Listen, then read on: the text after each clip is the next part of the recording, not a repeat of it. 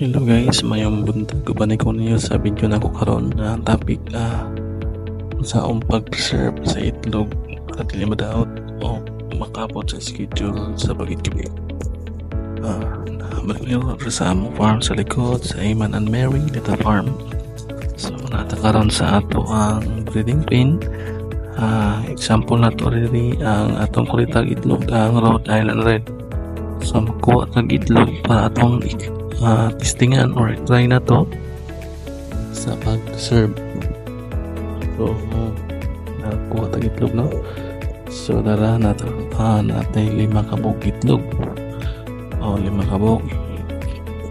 So ato ning kolektahon, ato ning dito sa atong preparing area. So karon atong bahaton una is magbibiling ta. Kung identify na itong itlog kung asa banda ang ibabaw niini o ang ubos.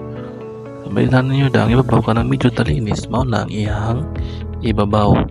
Ang kanang sa ubos kanang medyo ublong, mao na siya ang ubos para malikay na to nga ang itlog dili mabali panahon nga mag-incubate na ta. So akong ginabutan ni is ginamarkingan ako, ginanambiran ako para iladan na panahon nga mag-incubate ko.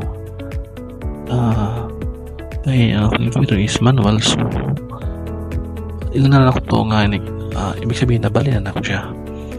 So since wala tayo automatic na incubator, so manual atong ginagamit. After nato na mamarkingan, so i-prepare na to ang ref para sa butkingan sa itlog. Ang ref guys, mo to itong gamiton para i-preserve ang itlog. So after na atong i-disinfect ang atong mga nagulay sa ubos nga bahin sa ref. Kaya makita ninyo ang glass sa ilalom. So i-disinfect nimo na. Nimo disinfect. Tapin na nimo na siya o silpin, mga plastic silpin nga nang ginamitan dikan sa palengke. Ana imo nang ihapin, ana ilatag nimo na ilatag plaster after sa pawan nimo para baga para di gyud sulod ang tubig, so dili mabasa ang atong tray nga patunganan sa atong itlog. After na mabot ng silipin, bukti na to na guys o noog or mga tina kanang mga sinina nga wala na nagigamit. So atong ibutang iapin dira before na to ibutang tong tray nga papel kanang katlasan na tray nga ginagamit sa mga itlog. So after na ito ibutang na ito, isa-isa ito ibutang ang mga itlog na mga fertilizer. So pag mabutang na ito ng mga itlog, after na ayaw mo kalimot guys nga every 2 days ato na silang balihon para markaya na ito ang itlog na mo sticky or mugahi siya sa perminti niya nga posisyon. So ato siya balik-balihon every 2 days. So pwede pa stagnant ang egg, no? Na. So while nagabot ng dana, mangulit na patag-usab sa mga utong mga adlaw, so ikip na to dahantod sa managhan sila mag-incubate na nato.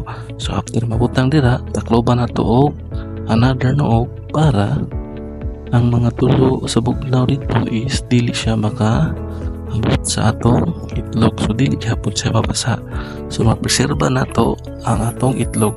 So okay na, no? So ato na siyang ibutang dito sa ubos nga bahin sa ref. Atong isulod dito para ma-preserve na siya. So patangin niyo sa sunod na video guys kung saan na to para ma-incubate na po sila pag matigom na nato ang mga itlog.